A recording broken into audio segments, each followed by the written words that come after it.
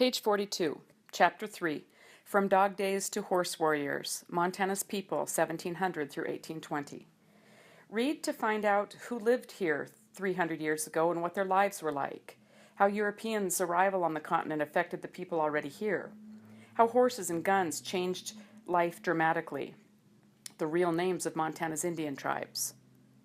The big picture. The arrival of Europeans brought both pressures and opportunities to the American Indian societies of this region. As forces swirled around the continent, guns and horses brought plain societies new power. How does your everyday life differ from the life of your parents or grandparents when they were young? Do you spend your day the same way? Do you do the same kinds of work and enjoy the same entertainments as they did? Societies are always changing, and people's lives change with them. Many different forces can cause societies to change. Environmental shifts, war, disease, new technologies, and new means of transportation. Exposure to new people and ideas also change societies. When Europeans arrived on the shores of the American continent, life changed for everyone. Why are Indians called Indians? When Columbus sailed west in 1492, he expected to land in the East Indies, a series of islands off the coast of Asia. Even though he arrived in the Americas instead, he and the people who came after him still called people who lived here Indians. Another theory suggests that Columbus and other Spanish explorers called the native people of America Indios, from in Dios, which is Spanish for in God. These people never called themselves or one another Indians. Many called themselves the people in their own language. Today, most American Indians prefer to be identified by their tribal name. Societies and cultures of the Northern Plains and Rockies. Human beings live in groups. Two main ways that we group people are by society and by culture. In this broad definition, a society is a large group of people who live in a particular place, speak a common language, and share interests, relationships, basic beliefs, and social identity. A culture is a shared system of behaviors, attitudes, and understandings. A society's culture includes all activities and beliefs that people teach one another, including ways of worshiping, of making art, of getting food, and of decorating their houses and clothes. Many different societies have lived in this land over time: Blackfeet, Chinese, Assiniboine, Mexican, and Hutterite, to name only a few. These societies all share some cultural beliefs and practices with other societies. Almost all of these societies also have cultural characteristics that are theirs alone. One thing is true, though: all cultures change over time. European immigration changes life on this continent. You might not think that a few European immigrants to the East Coast or to Central and South America would affect life here very much. Yet the immigration, or moving to a new country, of Europeans after 1492 set off a series of consequences that washed like a tidal wave across the entire continent. That contact between Indian and European cultures changed life so much that scholars divide human history in the Americas into pre-contact period, before many Indians came in contact with European cultures, and the post-contact period, after contact between European and American Indian cultures, which began about 1600. Diseases sweep across the continent. Without even knowing it, the first immigrants carried European diseases like smallpox, cholera, and measles to the Americas. The indigenous native to a particular land people had never been exposed to these diseases before. Their bodies had no resistance to them. Smallpox was especially horrible. People suffered high fever, chills, and unbearable pain. It left terrible scars on those who survived. A person could catch it merely by touching the clothing or belongings of someone who had it. People infected one another before they even knew they were sick. Figure 3.2. Winter counts are historical records created by American Indian tribes. They recorded the devastating presence of smallpox. This detail of a Lakota winter count shows a man covered with spots. This represents a year in which tribal members were infected with the painful, disfiguring pockmarks caused by smallpox. Page 45. European diseases spread across the continent in waves, killing huge numbers of people in some very populated areas. 90% of the Indian people may have died. Among smaller, more mobile groups, death rates were lower.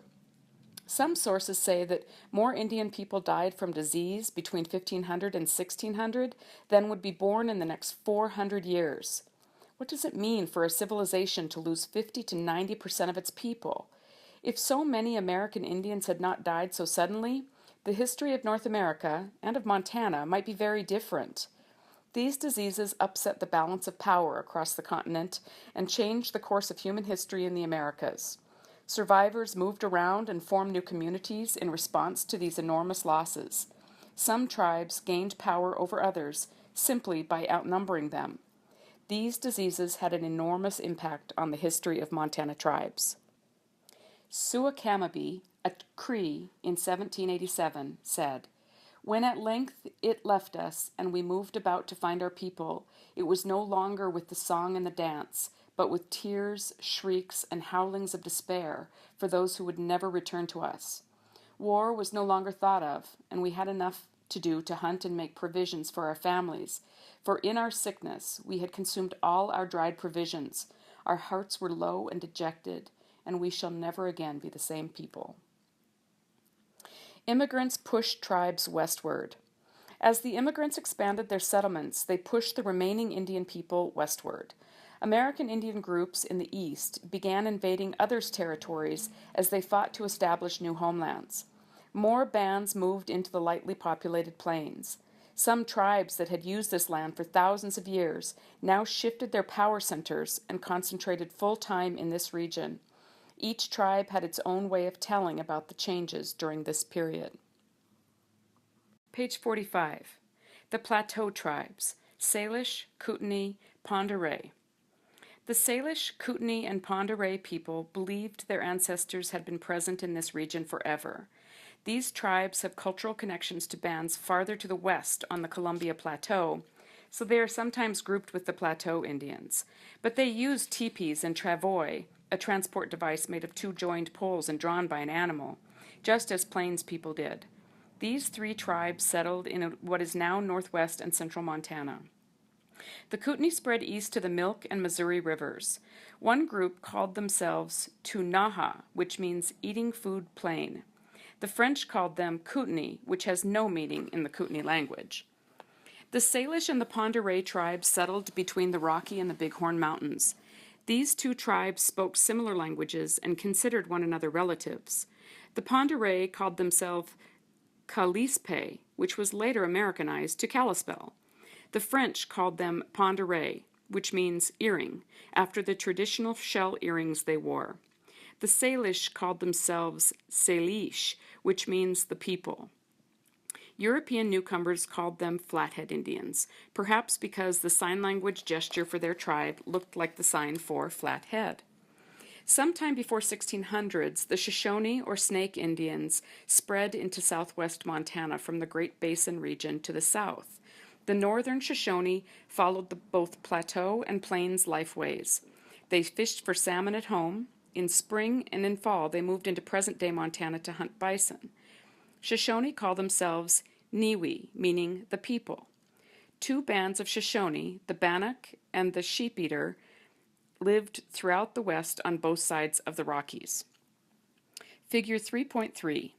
These leggings and dress once belonged to Salish children.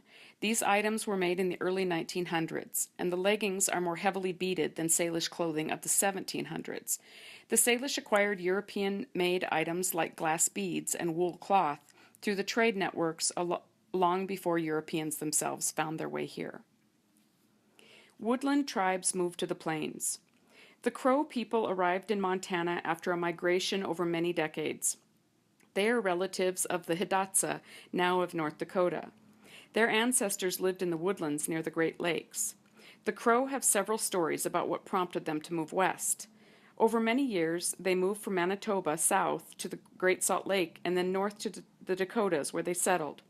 Some people believe that in the early 1600s, a band of perhaps 500 people broke away from the Hidatsa and moved farther west, over time establishing a homeland in northern Wyoming.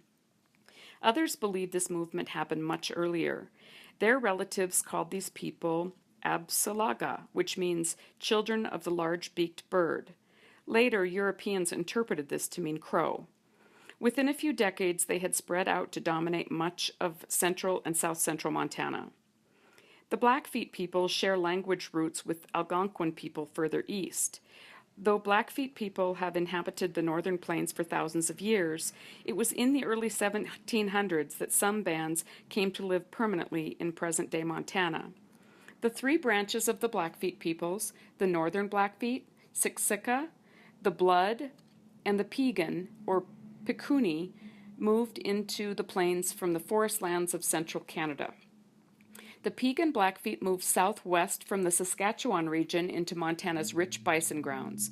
Blackfeet people called themselves Niitsitape, meaning the real people.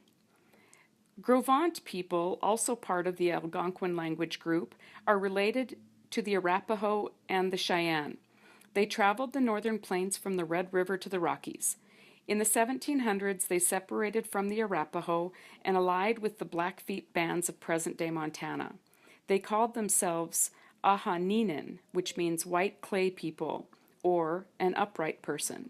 They lived in central and eastern Montana at the edge of Blackfeet country. The Assiniboine had traveled throughout the northern plains since the early 1600s. They wintered on bison grounds along the Missouri River and progressively moved westward to ally with the Creek and Chippewa against many bands of Sioux, Arikara, Cheyenne, Blackfeet, and Grovant. The name Assiniboine means stone cookers, referring to a method of cooking food with hot stones. They call themselves Nakota, meaning generous people. As French and Scottish trappers moved through the central woodlands in pursuit of furs after 1600, they had children with Indian women. These part Indian, part European people were called Métis, French for mixed. By the early 1700s, Métis communities had spread from the Great Lakes area west to present-day Montana. Cree and Chippewa people also hunted and traveled through these lands. By the end of this period of great change, they, too, had become a constant presence here. The Chippewa called themselves Anishinaabe, meaning original people. Plains Cree people called one another Nehayo, meaning those who speak the same language. By 1700, the land we call Montana was home to many societies and cultures. Some of them were descendants of people who had been here from time immemorial, beyond remembering. Some were drawn here by changes and opportunities. Figure 3.5. Several tribes developed a buffalo dance ceremony to call a bison herd toward the people. William Standing, 1904 to 1951, an Assiniboine artist from the Fort Peck Reservation, based this picture of the ceremony for a successful buffalo hunt on stories he had heard from tribal elders. Page 48. Tribal lifestyles around 1700. In 1700, the geography and climate of the region were like today's, but the landscape was very different. The plains and foothills of the Rockies swarmed with wildlife: grizzly bears, elk, deer, wolves, pronghorn antelope, beavers, rabbits, squirrels, fish in enormous numbers, birds of every sort, and vast herds of bison filled the land, rivers, and skies. As people came together here, they adapted their lifestyles to the environment and climate. Each tribe retained its own traditions, but like people everywhere, they also shared tools, ideas, and ways of doing things. They may have farmed in wetter regions to the east, or may have fished for salmon west of the Rocky Mountains, but when they moved to the dry western plains, they became hunter-gatherers. They harvested plants, berries, and roots, and hunted. They lived in teepees that they could move easily. For all people of the northern plains, life centered around the bison. The bison provided food, hides for lodges and blankets, sinew for making things, and supplies of every kind. Bison hunting was one of the most important activities in every community. Everyone participated on a mental, spiritual, and physical level. Some groups developed elaborate buffalo calling rituals, like ceremonial practices. The Blackfeet had Iniskim, a buffalo stone that would help them call bison to the people. John lame deer, a Lakota Sioux, said, "The buffalo was part of us, his flesh and blood being absorbed by us until it became our own flesh and blood.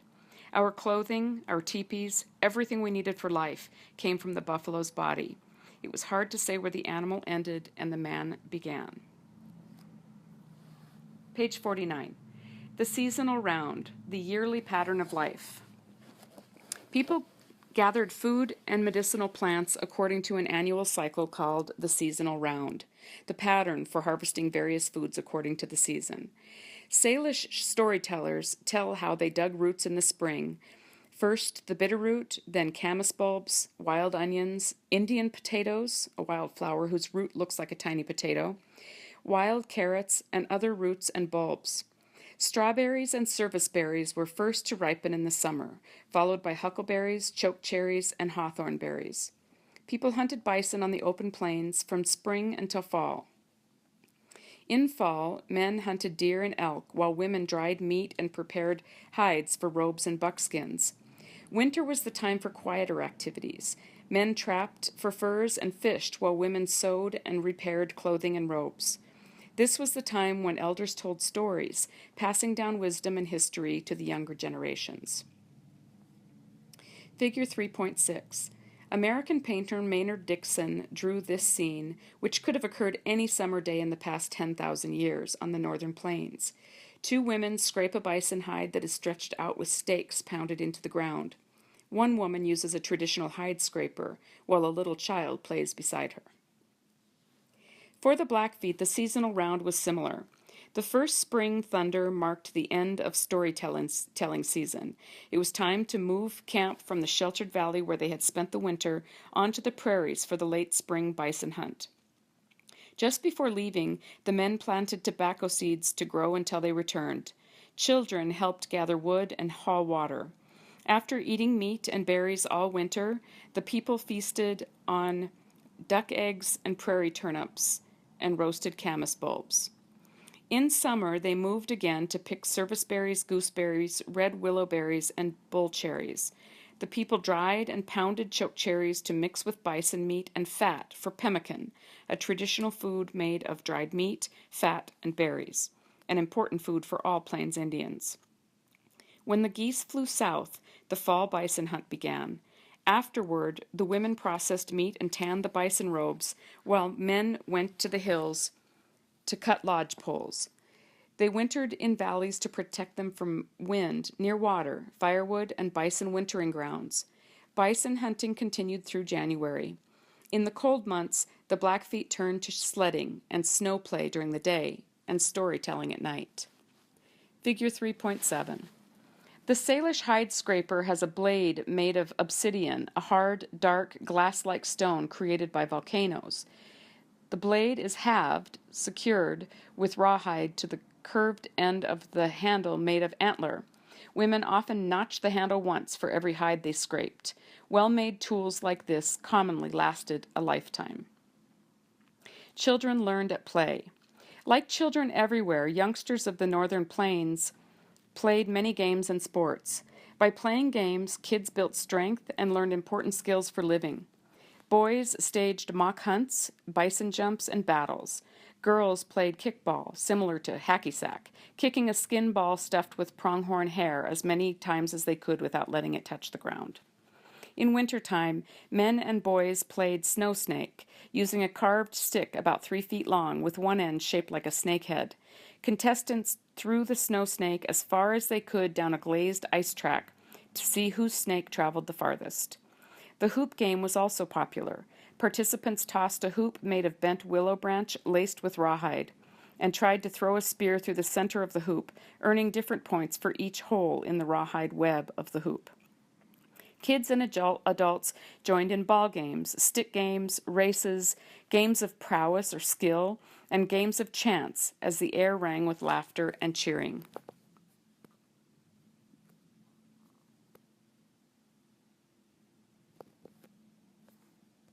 Page 50. Cultural differences. Many poles support the lodge. With all their similarities, each tribe had its own identity and its own language. Each favored its own clothing and hairstyles, teepee designs, and ceremonial decorations. All Plains Indians wore moccasins made of tanned hide, but each tribe's design was so distinct that it is said that a person's tribal identity could be determined by a single footprint.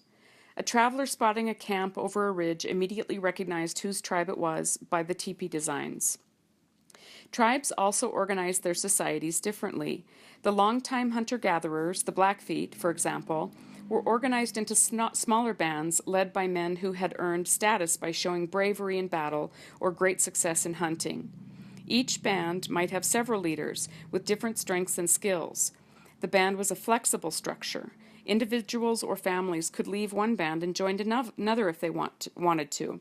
Social structures remained flexible and perhaps better able to adjust to the changes of a mobile lifestyle. Tribes that grew out of sedentary, or not moving around, societies, the Crow, for example, were divided into family-based clans. A person's clan was a big part of his or her identity. Clan members provided support no matter what the need. In turn, a person was expected to be loyal to the clan at all costs. This firm social system helped clan-type tribes remain strong and unified. In some groups, women owned all the property. Selected leaders helped decide important issues and held great influence. People cultivated courage, humility, and generosity in their children. A person gained respect by hosting a great feast and giving everything away: hides, blankets, food, ornaments, and pipes. Almost all tribes had smaller societies: military societies for intertribal warfare, police societies to enforce tribal rules, young men's and women's societies to provide opportunities to serve the tribe. Each society had its own dances, style of dress, art, and songs. The Crow Culture Committee. The Cycle of Life, a Crow View.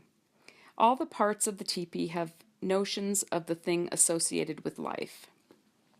The bison hide that covers the teepee represents the animal world. The teepee poles that hold up the bison hide represent the plant world. We place the fire in the middle because it is too fierce. It represents the elements. We, the humans, place ourselves at the outer edge of the teepee in close proximity with the plant and animal worlds. We are all interdependent.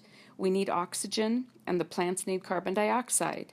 We eat roots and berries, and so do the animals. We eat meat, and so do the animals. When one component of the cycle of life is missing, there will be no more life. Trade networks connected them all. Throughout human history, people have traded what they have for what they need. Indian people of the northern Rocky Mountain region traded widely. They supplied meat, hides, and sweetgrass, a plant used for ceremonies, from the plains, beargrass baskets, bitterroot, and camas from the high mountain valleys, obsidian from the Yellowstone region, red ochre, a plant made from red clay,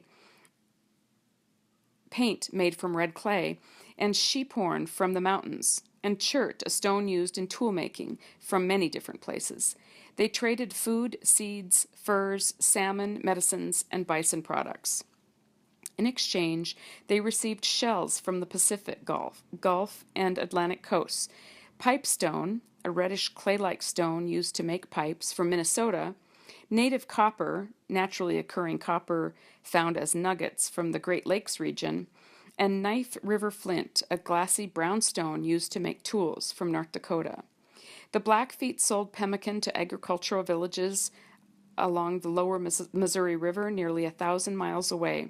The Salish imported elaborately decorated wooden bowls from tribes farther west, and everyone traded tobacco. Many of these trade items traveled thousands of miles along trade networks, all carried on foot. Figure 3.8.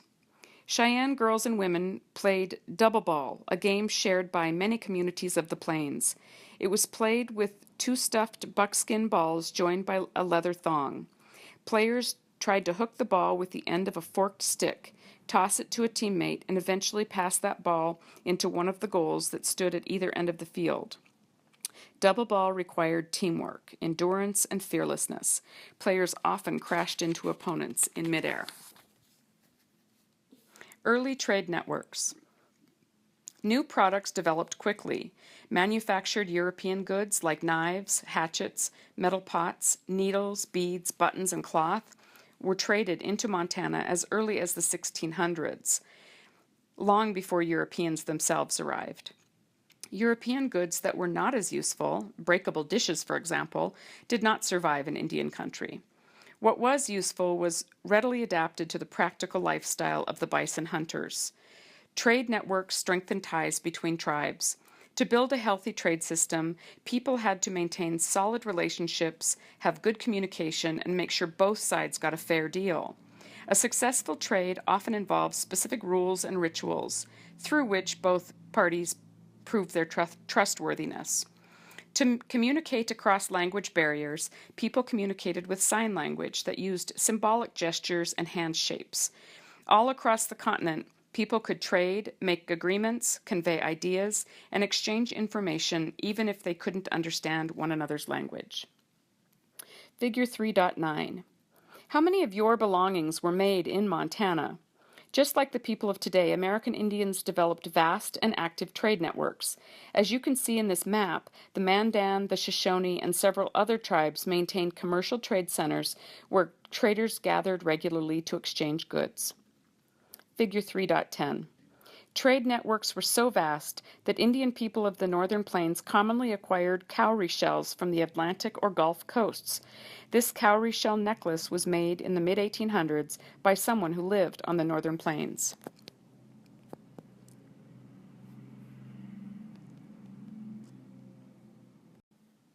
Page 52. An era of enormous change. In the 1700s, two things appeared on the plains that revolutionized life here: the horse and the gun. Horses and guns brought prosperity, mobility, and strength. They gave tribes access to more land and brought them into contact and conflict more often. And the arrival of the horse brought an end to plains people's dependence on dogs, which they had used for 10,000 years. Guns moved into Montana from the northeast, where fur traders on the Hudson's Bay traded them for furs. Horses came from the southwest, in present-day New Mexico. Guns and horses came together on the plains, bringing power and mobility to the northern plains tribes that many other groups never achieved.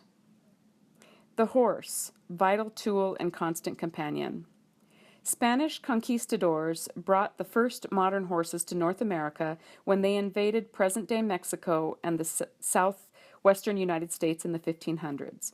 But in 1680, the Pueblo Indians in northern New Mexico revolted against the Spanish.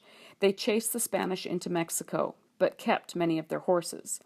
After that, the Pueblo and Ute Indians began trading horses to other tribes in the north.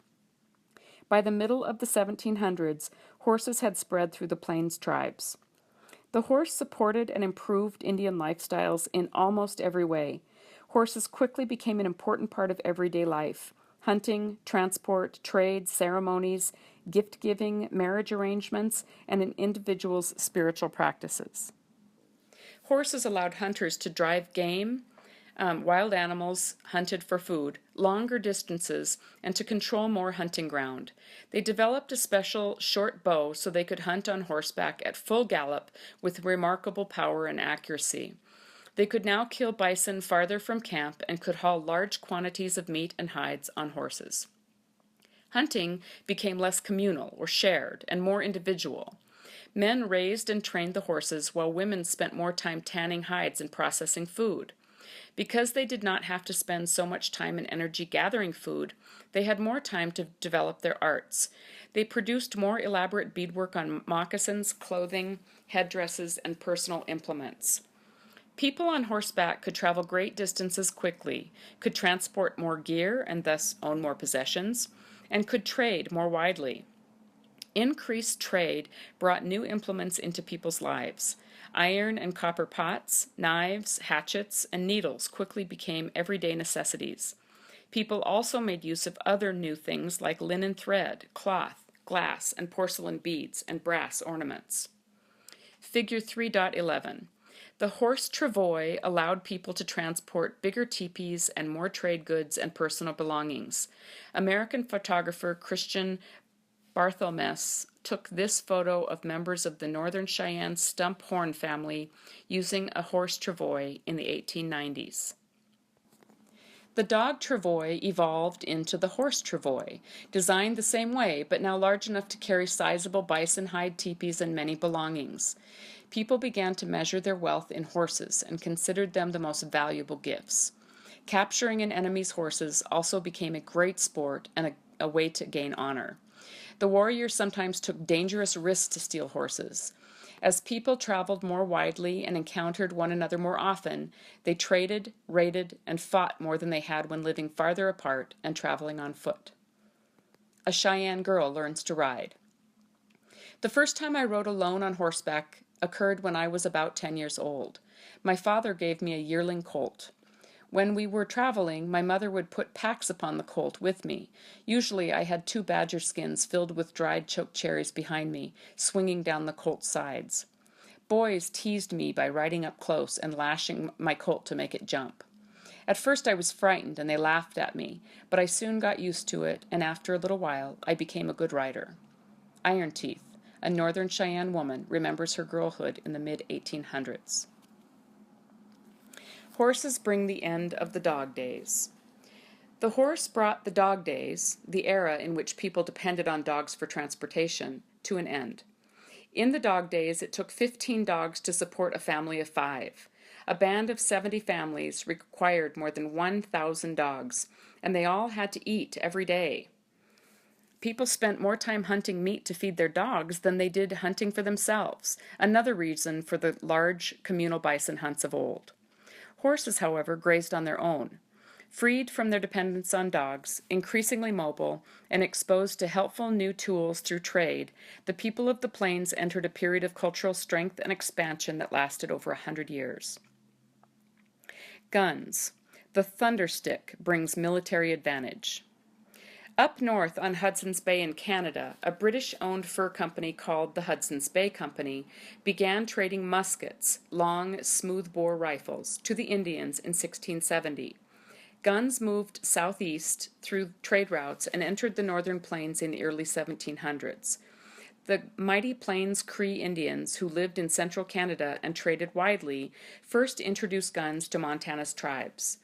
Guns gave people military might that they never had before. For the next few decades, the tribes that had guns overpowered the tribes that did not. Power and territory shifted as different groups gained and lost the military advantage guns provided. Even warriors on foot with guns could win a battle over horse-ridden soldiers without them. The muskets of this period were much less efficient than the guns are today. For the Indian hunter on horseback, a small hunting bow and arrow which were much more effective. A good hunter could shoot 20 arrows in the time it took to reload a musket. The bow was always reliable. Muskets misfired, failed, stampeded the bison, and were accurate only to about 50 yards. The value of the gun was its power in warfare. As more tribes moved onto the plains, they had to compete for power and territory. For example, the Shoshone had horses before most Montana tribes. Mounted Shoshone warriors swept north on horseback to dominate much of Montana's territory. Then the Blackfeet, who obtained guns from the Cree and French traders, quickly turned the tide. With guns to help them, the Blackfeet pushed the Shoshone out of Montana to the south and west. They drove the Salish, Pend Oreille, and Kootenai over the Rockies into western Montana. For the next 20 years, Blackfeet warriors would cross the divide to torment the Salish. After 1810, the Salish gained access to rifles, and then they could fight back. Page 55. Guns increased intertribal battles. Firearms increased intertribal warfare on the plains. Guns required ammunition, so no tribe could afford to lose access to trade networks for very long. The tribes spent more energy protecting and expanding their trade routes, so warfare increased and became more deadly because guns killed more warriors than other weapons did.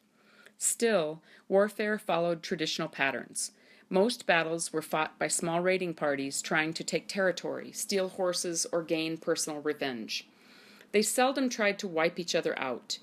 Even sworn enemies thought all-out war was dishonorable and wasteful. Instead, they followed a ritualized form of battle developed over thousands of years. It emphasized armor, honor, bravery, and counting coup, earning respect by merely touching an enemy or taking his horse, usually without killing him. The source of all power, spiritual strength. Through the vast changes of the 1700s, Montana's Indian people held fast to their spiritual beliefs.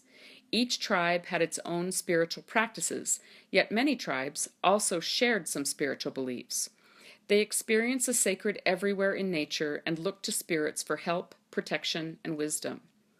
For many people east of the Continental Divide, the sun dance was a religious celebration central to life and is still practiced today. Whole tribes, sometimes thousands of people, gathered for fasting, prayer, and special rituals. Each tribe practiced its sun dance in its own way and for different reasons.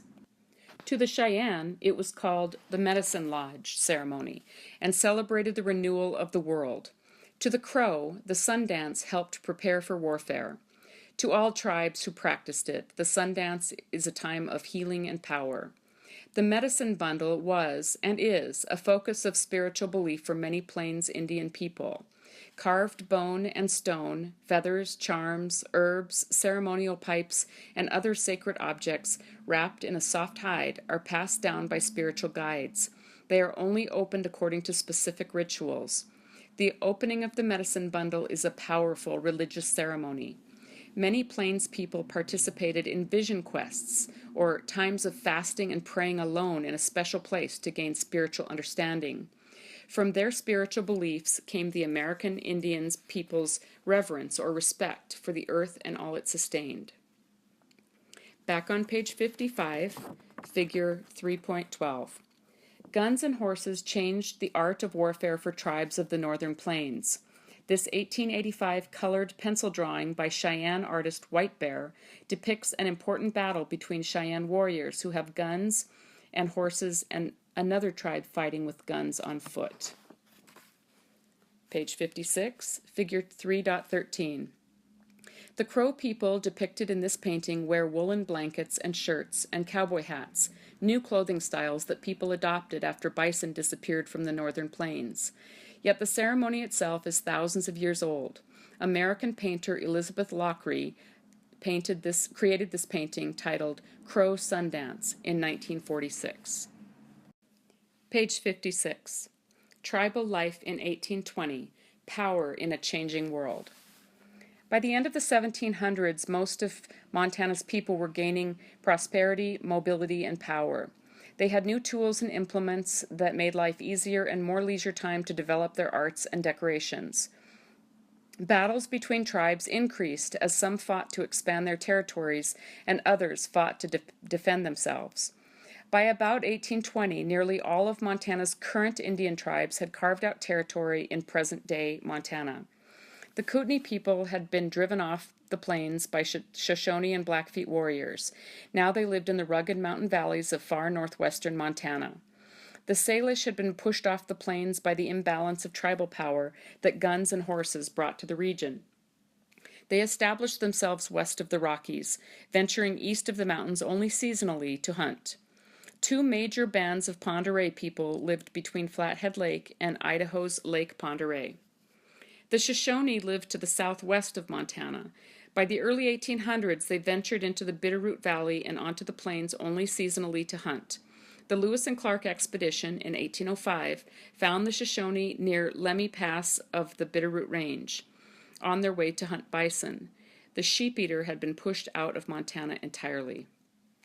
The Crow people dominated the southeastern region of Montana and beyond. The Crow divided into two major bands that totaled about 8,000 people. In just a few generations, the Crow had evolved from horticultural or plant cultivating communities to full-fledged plains hunters. Surrounded by their enemies, the Blackfeet and the Sioux, they accepted Europeans as potential allies. The Piegan Blackfeet had expanded to about 15,000 people by 1800. They dominated much of the northern and central plains area of present-day Montana. Some stories tell of Blackfeet war parties harassing their enemies all the way to Oregon and Utah. The Piegan and their relatives, the Blood and Northern Blackfeet to the north, fiercely resisted European invaders until the late 1830s, when disease devastated the tribe. Just to the east of the Piegan lived their allies, the Gros Ventres, also determined warriors. Their defensive battle against Europeans shielded the Blackfeet for a time. The Assiniboine people controlled northeastern Montana from the Missouri and Milk Rivers north into Canada. They were excellent horsemen and skilled traders, and they had been among the first of Montana's Indians to trade with French fur buyers in their region, and to suffer the consequences. Smallpox swept through the Assiniboine tribes in 1780 and again in 1800, killing more than two-thirds of the Assiniboine people. The Métis people spread across the Rocky Mountain region in camps and villages. The Métis were mixed blood Cree, Chippewa, Assiniboine, French, and Scottish, who banded together and spoke their own distinct language called Métis. Métis cultures bridged both Indian and European cultures. Cree and Chippewa people were active in the fur trade throughout the northern plains. They have been present in the region since the late 1600s, though their main power centers were north and east of present-day Montana. Some Sioux groups had moved into eastern Montana by the early 1800s. Westward pressure had pushed the Yanktonai band of the Nakota Sioux out of Minnesota. They settled across the Dakotas and, along with the Lakota and Dakota Sioux, pushed eastward into Crow Country. The Northern Cheyenne people, too, had ventured west from their Minnesota and North Dakota homelands and had shifted into Montana by about 1820. They quickly adapted to plains life, and their relatives spread as far south as Texas. The name Cheyenne comes from the Sioux word Shahilia, which means people who speak a foreign language. The Cheyenne call themselves Tsetsetas, which means people like us. People of these many cultures raised children, worshipped, fought, told jokes, and expressed themselves in different ways to their own cultures.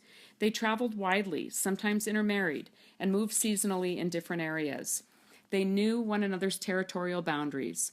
The tribes competed with one another and with European traders for wealth and power. Back on page 56. Going Without Water, the Crow Vision Quest. The Crow believed that by fasting he could obtain supernatural power through the animal emissaries of the First Maker, or Great Spirit. He believed that this power would make him a better warrior, more successful in performing war deeds, helping him to eventually become a chief with great wealth, high prestige, and a large following. The Crow called this spiritual experience going without water. Joseph Medicine Crow, From the Heart of Crow Country, 2000. On page 57. They lived everywhere. The Cheyennes roamed all through that country. They did not stay close together in one bunch. They would starve that way, because too many would hunt over the same place. And they moved often. They say they never camped on one place more than 5 days. That kept them healthy. John Stanzen Timber, Cheyenne Memories, 1967. Page 58. Galloping Toward the New. For thousands of years, the plains had supported a small number of sparsely scattered people. By the early 1800s, the population had become far more concentrated. Food and other resources, particularly bison, remained plentiful. Tribes fought with their enemies and helped their allies, as they had done for thousands of years. All across the northern plains and northern plateau, American Indian people shared some important common values: a strong sense of personal honor, a deep belief in the presence of spirit helpers, and a spiritual connection to the land and animals. Like people everywhere, the people of the region welcomed new tools and opportunities. As French, Spanish, British, and American explorers made their way toward Montana, the people greeted them with a mixture of curiosity, helpfulness, wariness. The meeting of American Indian cultures and the European newcomers would alter life in Montana ever after. Figure 3.14. One sign of a society's economic strength is the elegance of its art. Here you can see elaborate beadwork on clothing, harnesses, and headgear, and artful touches on teepees and personal belongings. Montana artist Charles M. Russell painted this painting titled Indian Hunter's Return in 1900. Soon there will come from the rising sun a different kind of man from any you have yet seen. Spokane Indian Prophecy. Listen to me carefully. Listen to me carefully. Our great-grandfather spoke thus to me. He said to me that he had put people on this earth, all kinds of people. He made us, but he also made others. There are all kinds of people on earth that you will meet someday, toward the sunrise by a big river. Some are black, but someday you will meet a people who are white, good-looking people with light hair and white skins. You will know them, for they will have long hair on their faces and will look different from you. They will wear things different from your things. They will try to change you from your way of living to theirs, and they will keep at what they try to do. They will work with their hands. They will tear up the earth, and at last you will do it with them. When you do, you will become crazy and forget all I am now teaching you. Sweet Medicine, Northern Cheyenne prophet who lived many generations before the first contact with whites. Page 59. Expressions of the people. Interpreting a winter count. Every society has its own ways of recording the history of its people. Some Indian tribal historians painted winter counts, graphic calendars that remind them of important events that happened in a year or a winter in the life of a tribe. A Dakota Sioux named Lone Dog, who lived near the Fort Peck Reservation in 1876, painted this winter count in black and red paint on a tanned bison robe. It covers 70 years, from the winter of 1800 to 1801 through the winter of 1870 to 71. Lone Dog later explained that old men of the tribe counseled him on what event or circumstance set each year apart and what picture best expressed that event. Then he drew the symbol for each of the 70 years, starting in the center and spiraling outward. The first image in the center, representing the winter of 1800 to 1801, is a block of 30 parallel black lines in 3 columns with the outer lines connected. This signifies that 30 Dakota Indians were killed by their enemies. The second image, 1801 to 1802, marks a year in which many Dakota died of smallpox, a disease that covers the victim with red blotches. In the third year, 1802 to 1803, marked with a horseshoe shape, a Dakota stole horses with shoes, presumably from whites, since Indians did not shoe their horses. The images represent warriors killed in battle, new trading forts, meteor showers, treaties with other tribes, and years with plentiful buffalo. The last image in the upper right represents a large battle between the Sioux and the Crow in 1870 to 71. These pictures may not represent the most important thing that happened this year. Rather, they gave tribal members a way to remember each year, just as you might mentally organize your memories according to what grade you were in school. Just as a special family photograph can bring back a flood of memories, each image on a winter count evokes many important stories about a tribe's history. We can learn only the bare details by interpreting the pictures. True understanding of a tribe's history comes only by hearing the stories told in the original language by traditional storytellers.